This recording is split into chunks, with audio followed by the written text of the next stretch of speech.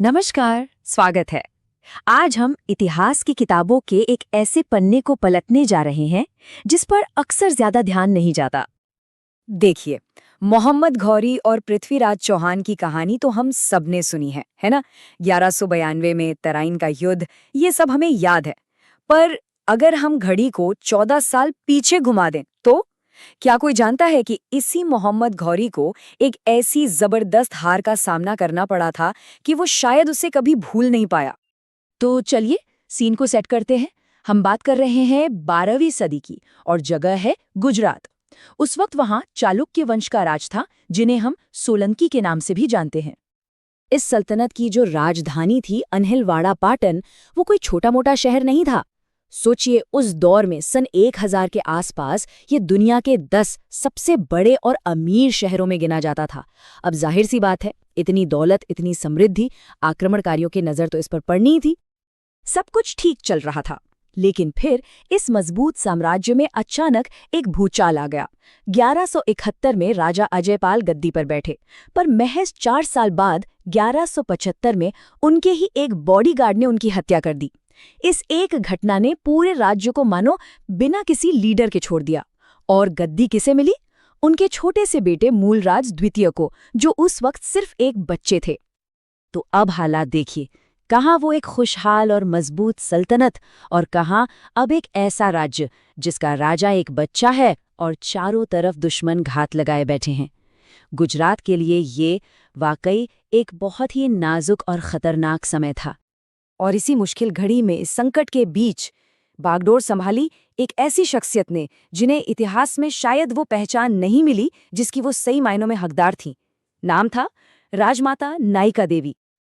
देखिए, नायिका देवी सिर्फ एक राजमाता नहीं थी, वो तो जैसे संकट से लड़ने के लिए ही तैयार हुई थी।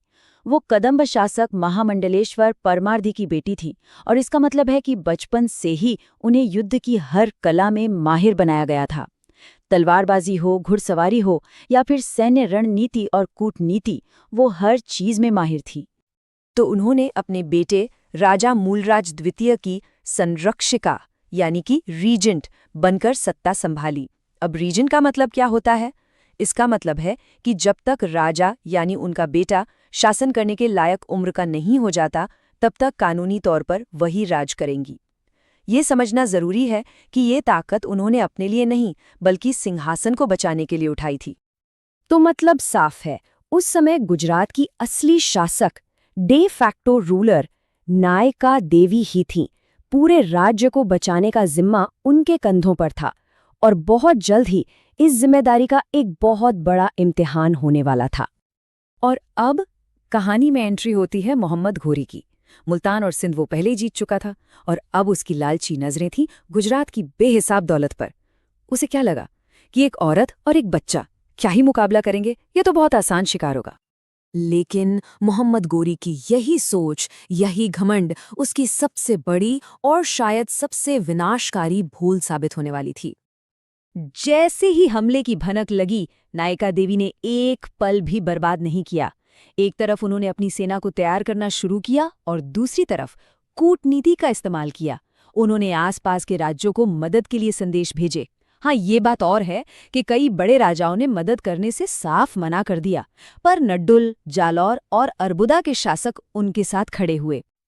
अब यहीं पर नायिका देवी की जबरदस्त सैन्य सूझबूझ देखने को मिलती है। उन्होंने गौरी के ब्रूट फोर्स का जवाब अपनी इंटेलिजेंस से दिया। उन्होंने लड़ाई के लिए खुला मैदान नहीं चुना, नहीं, उन्होंने चुना माउंट आबू के पास कासहरदा गांव के पास का वो इलाका, गदरघट्टा के तंग पहाड़ी दर्रे। वो जानती थीं कि गौरी की सबसे बड़ी ताकत उसकी घुड़सवार सेना इन तंग और उबड़-खाबड़ रास्तों में किसी काम की नहीं रहेगी। और वहीं उनकी अपनी सेना, जो इस इलाके के चप्पे-चप्पे से वाकिफ थी, और उनके शक्तिशाली युद्ध हाथी, वो यहाँ अपना असली कमाल दिखाएंगे। और बस इस शानदार रणनीति के साथ साल 1178 में इतिहास की एक सबसे अहम लड़ाइयों में से एक का मंच तैयार हो चुका था।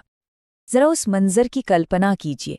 नायिका देवी अपने छोटे बेटे मूलराज को अपनी गोद में लेकर, घोड़े पर सवार होकर अपनी पूरी सेना को लीड कर रही हैं, खुद जंग के मैदान में। ये सिर्फ एक रानी का साहस नहीं था, ये एक माँ का और एक योद्धा का मिला जुला एक अद्भुत जज्बा था। और उनकी रणनीति एकदम सटीक बैठी। जैसे ही गोरी की फौज उन तंग पहाड़ी रास्तों में घुसी, वो फंस गई। और तभी चालुक्य सैनिकों ने और उनके विशाल हाथियों ने उन पर ऐसा हमला बोला कि उन्हें संभलने का मौका ही नहीं मिला। गोरी की सेना, जो खुले मैदानों की लड़ाई की आदी थी, वो इस तरह के जाल में बुरी तरह फंसकर रह गई।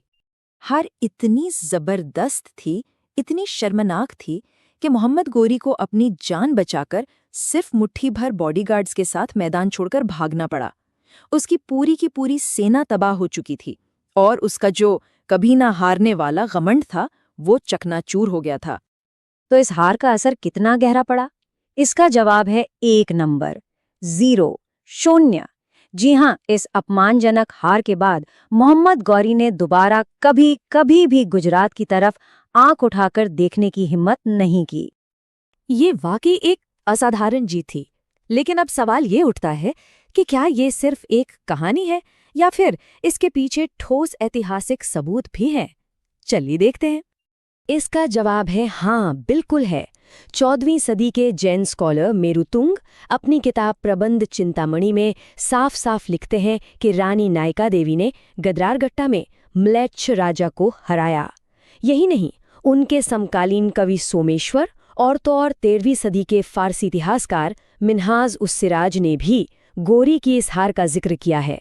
तो ये घटना पूरी तरह से हिस्टोरिकली वेरीफाइड है। तो कुल मिलाकर कहानी क्या है? एक रीजेंट रानी जिसने न सिर्फ अपने राज्य को बचाया, अपने बेटे के सिंहासन को महफूज रखा, बल्कि उस जमाने के सबसे खूंखार और ताकतवर हमलावरों में से एक को निर्णायक शिकस्त दी। और यहीं पर एक अजीब सी बात सामने आती है। हम सब मोहम्मद गौरी का नाम जानते हैं, लेकिन उस रानी का नाम कितने लोग जानते हैं जिसने उसे इतनी बुरी तरह हराया था? तो आज की ये पूरी कहानी हमें एक बड़े सवाल के साथ छोड़ जाती है। आखिर इतिहास कैसे तय करता है कि किसे याद रखा जाएगा और किसे भुला दिया जाएगा? क्यों नायका देवी जैसे काबिल और बहादुर शासक उन लोगों से कम याद किए जाते हैं जिन्हें उन्होंने धूल चटाई थी? ये सोचने वाली बात है।